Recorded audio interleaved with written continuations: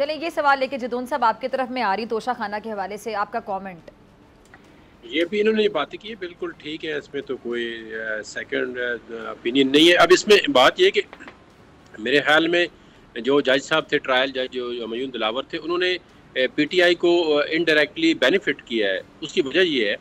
कि एक चाहे केस मेरिट पे बात करें ना करें, लेकिन एक केस को अगर वो प्रॉपर एक दो उन्होंने कहा था जी हम प्रोड्यूस करना चाहते हैं, चाहे नहीं रेलिवेंट थे एविडेंस वो या वो गवाह नहीं थे, लेकिन उनको वो अगर आपने अलाउ कर रहे थे कि प्रोड्यूस कर दें और उनकी एविडेंस रिकॉर्ड पे आ जाती थी, आप कहते जी नहीं ये इन्होंने ये वाला गवाह था, ये इसने ये फॉर्म फिल किया है, लेकिन इसने चेयरमैन पीटीआई की डिक्टेशन पे या उसकी मर्जी को दिखा के फिल किया है, ये रेलिवेंट नहीं है एविडेंस। तो वो एक केस का एक ये तासर दिया जाता कि उनको पूरा मौका दिया जाए फेयर ट्रायल का। अब फेयर ट्रायल का अब इसमें देखे ना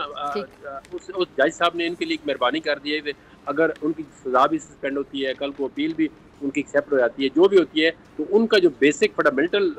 पॉइंट्स है वो इसी पे है जी कि हमारा राइट ऑफ डिफेंस जो है वो हमें प्रोड्यूस नहीं कर दिया। बाकी मेरिट तो केस को छोड़ दे, उन्होंने जो टेक्निकल 2-3 चीज़ें उठाई हैं, लेकिन ये जो ये वाला पॉइंट था ये बड़ा स्ट्राइक करता है यार बंदे के माइंड को, जो लॉ नहीं भी जानता कि यार एक बंदे को मौका तो देना चाहिए था ना। अब उसने एक दिन अगर उसने बाहर जाना था ट्रेनिंग के लिए तो वो ये तो न जाते, और वो भी किसी और जज को उठा के इसको चांस दिया गया है, वो भी बड़ी जाती हुई है उस जज साहब के पास जिसको उठाया गया है। तो इसने खुद अपने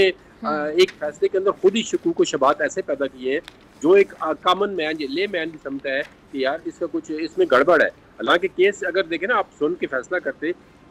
प्रॉपर तरीके से, तो उस पर फिर कोई बोलता भी है तो आम बंदे को समझ नहीं आती। वकील या एक टेक्निकल या एक लीगल ना हो वाला बंदा जो है वो उसको फिर उसको करता है जी कि इसके अंदर ये डिफिशिएंसी है, एविडेंस इस तरह प्रोड्यूस करते। लेकिन इन्होंने तो एक मेरे ख्याल में तो इन्होंने हुमायूं दिलावर ने पीटीआई को फेवर की है। क्या आज देखें कोई ऐसा सजा का केस देखें ना, एक अभी महीना भी नहीं हुआ इसका केस का सुने हुए, अब सुप्रीम कोर्ट तक पहुंच गया, हाई कोर्ट तक पहुंच गया, बेशुमार दरखास्तें हैं, और कल होपफुली मुझे तो ये लग रहा है कि जिस तरह एक केस चल रहा है कल इनकी सजा जो है वो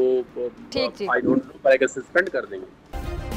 सब्सक्राइब करें और बेल दबाएं ताकि कोई खबर रह न जाए।